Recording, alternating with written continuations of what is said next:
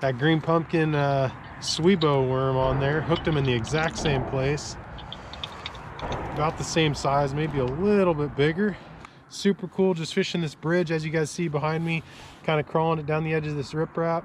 Good cold water technique. You know, I kind of strayed away from the grass a little bit, just wanted to try something different, and it's paying off. What's going on, guys? Jacob Wall, MLF Pro Circuit Angler here. Today we're going to talk about the Sweebo worm and the Giggy Head combination. This thing here is pretty underutilized. I don't really know too many people that throw this setup or even talk about this setup.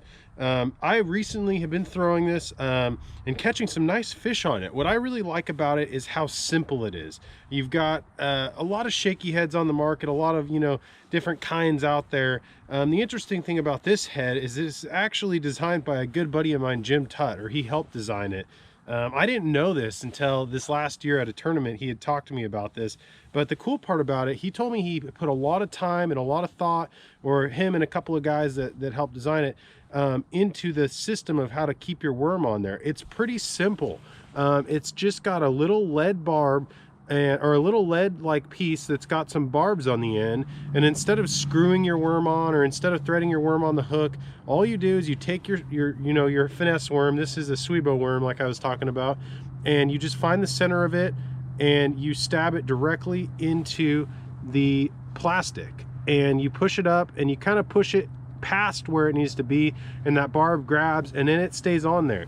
And the best part about this head, I noticed, is when you hook a fish, it tends to get them really good in the meat of the mouth. You know, it doesn't skin hook them, it doesn't catch them on, you know, the edge. It really penetrates through the meat of the mouth. It has something to do with the design of the head.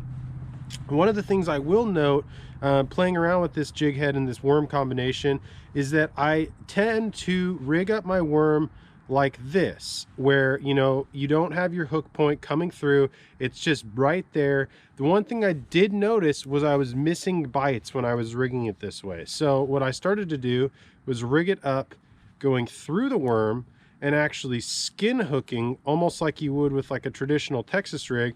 And the best part about it is this jig head is actually set up to where that keeps your worm very straight, even when you rig it like that. When I made that small adjustment, I started catching and putting every fish that bit into the boat. Like I said, hooking them in the meat of the mouth. They would not come off. Hopefully you guys see some clips of that here. You know, some fish catches where you can tell how it's hooked. But the cool part about this Sweebo worm is it's a little different than your traditional, you know, finesse worm. It's got some different bulges on it, but it's just a good cylindrical, kind of small, compact profile. And it's got a lot of action down there. Nice scented plastic, as you guys know. So, I mean, this has got that gambler, you know, scent on there. Those fish are going to bite it and not let go. I think this is a staple in, or it should be a staple in everyone's arsenal. Definitely is going to be a staple in my arsenal this year. You guys should check it out. The Sweebo worm and Giggy Head by Gambler.